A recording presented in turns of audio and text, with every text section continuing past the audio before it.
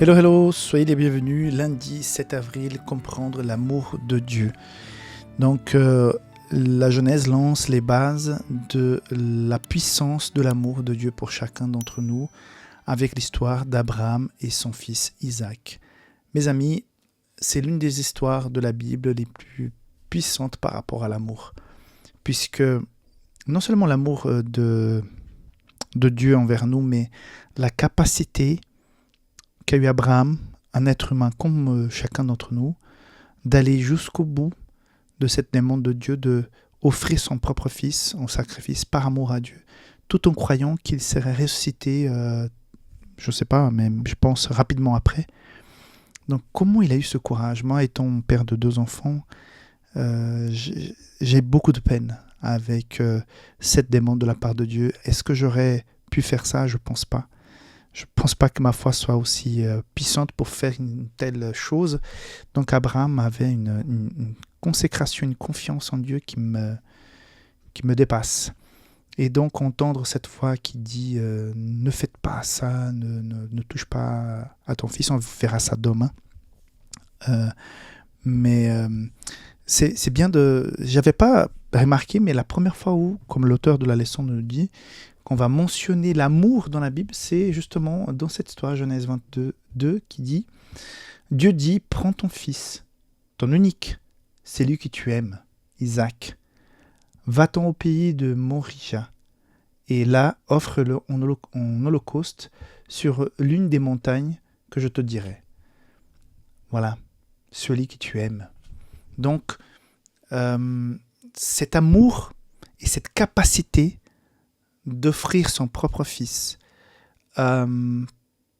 pour être en connexion, pour se faire pardonner les péchés qu'Abraham était prêt à faire, est en directe connexion avec la première fois que la notion de l'amour, que le mot amour est prononcé dans l'évangile de Jean par exemple. C'est vrai que l'amour apparaîtra, le mot amour apparaîtra pour la première fois dans le Nouveau Testament, dans Matthieu, mais dans l'évangile de Jean, c'est Jean 3,16, parce que Dieu a tant aimé le monde. Donc on a un parallèle entre l'amour de Dieu pour la terre, pour ses habitants, l'amour d'Abraham pour son fils, mais Dieu a été capable d'offrir donc son fils.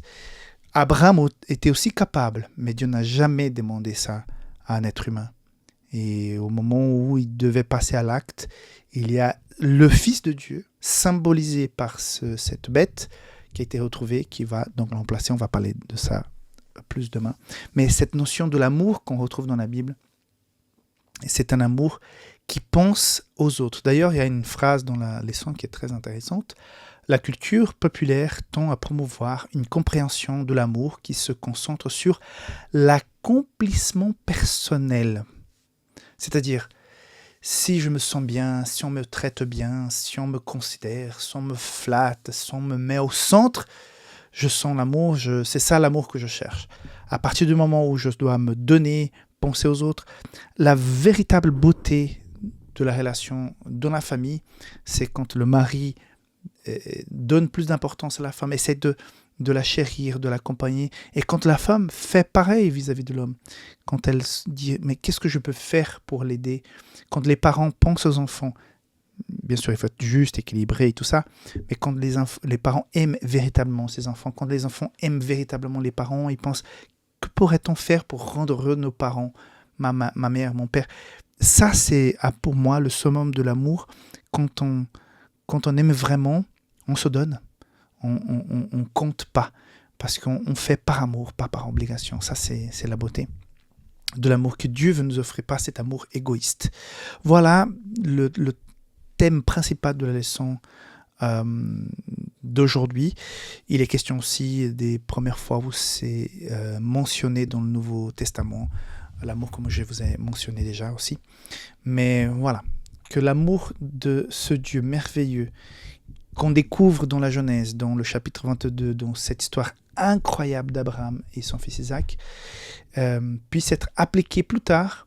À chaque fois qu'on va parler de l'amour de Dieu vis-à-vis des êtres humains, on va comprendre de quel amour puissant nous sommes en train de parler. Et quand on va aussi appliquer ça dans les prophéties, il faut en tenir compte. Voilà pour aujourd'hui, que Dieu te bénisse et on se voit demain pour la suite de la leçon de cette semaine. Bye bye.